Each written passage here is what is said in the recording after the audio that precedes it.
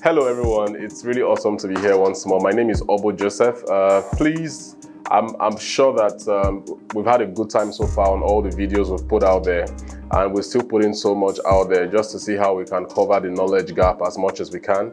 Please do subscribe to this channel, share with a friend. The content is beautiful, it's expensive to create, but beyond that, I feel that somebody listening to all that we're putting out there is just like having an advisory session with a consultant. You book these sessions, maybe 100K plus, depending on the number of hours or minutes as the case may be, but we're delving into all of those issues that happen behind closed doors with consultants and bringing them to the fore free of charge to you. So the least you can actually do, subscribe to this video, drop a comment, let's engage as much as we can on these videos here. So very quickly, I did a video talking about having to fire your HR, and somebody didn't actually like it. One of my friends who's is a HR professional, we've actually come a long way, being friends professionally and all that, and his view basically was the fact that sometimes when a HR is having to make that decision on who to hire, people actually they embellish their CVs, their resume with a lot of fictitious or half-truths, as the case may be. People claim the knowledge, they claim what they are not. It's just like a doctor telling you, somebody who is just a doctor, but the person is telling you that, okay, he has done a surgery on conjoined twins. He has been able to do a lot of surgeries that take people that maybe have been in the industry for like 30 years. This guy, just in 2 months of him being a doctor, he has done all of that, and at the end of the day, on the strength of that person is actually hired. But my argument basically with my friend was that you cannot, if you look at a football team, for example, you have like a coach. I remember when Mourinho was having issues with some of his players and his team in Chelsea at the time. I think it was Manchester United when he was coaching Man U. And at the end of the day, Mourinho was actually let go. He was let go not because he had a bad attitude or he wasn't giving his best. He was let go because he could not manage the resource that have been put under his control within the club. So on the basis of that, he was actually fired. So my thinking was, if footballers do a lot of crazy stuff and the coach gets fired for it, then what now happens, for example, within a company? The HR has been given that job to make sure they bring in qualitative talents that are awesome to be able to help the company achieve its goals, its mandate, and its vision.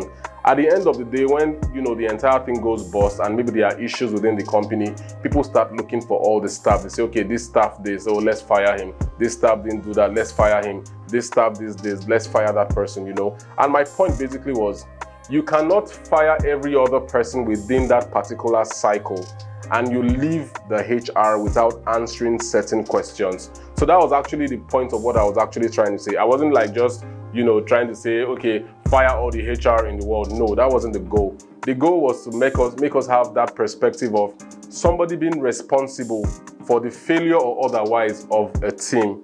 And don't forget, when you're hiring a HR, one thing you have to understand basically is that you also need to be looking at the personal development of that particular individual, because it's actually trite. If you have a level 1 leader, like you can see in certain countries where the leadership is very terrible, you cannot expect certain things beyond what those countries are actually delivering to their citizens. So that also goes for the head of HR of organizations.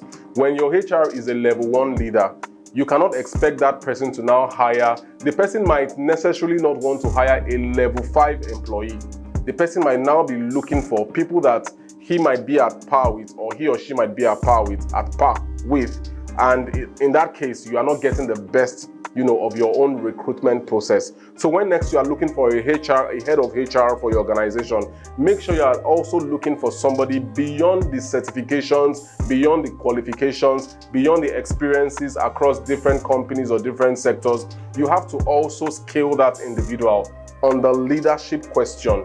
You must find out, is this HR that we are hiring for our company? Is this person a level 1 leader? Is this person a level 2 leader? Is this person a level 5 leader, which is the highest of it all? Is this person a level 5 leader? Has the person mastered his own personal leadership? Is the person good at team management, organizational management? You have to look at a whole fulcrum of events to be sure that you actually have the right HR in place. That person would now be the one to ensure that they are getting top talents.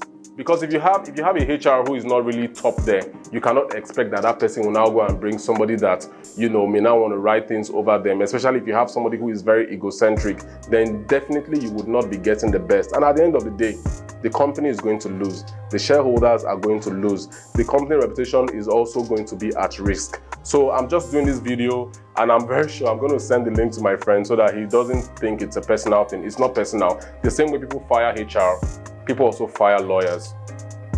People fire their doctors. People fire their barbers. You go barb somewhere and it's not really nice. You're like, I'm not going there again. You fire that person because you are not going to have a repeat service with that individual. So we must not continue to excuse the failures of persons within a company structure or a team who are actually meant to do what they are supposed to do to ensure that the company rises above the level of mediocrity. So if you're having mediocre staff, do not think about the staff. I still repeat, get the HR out of the way. Get somebody who knows what he or she is doing to drive the company to glory and success. Till I come your way next time, Obo Joseph once more. And I hope I didn't step on nerves this time, but if at all I did, do I apologize? Thank you.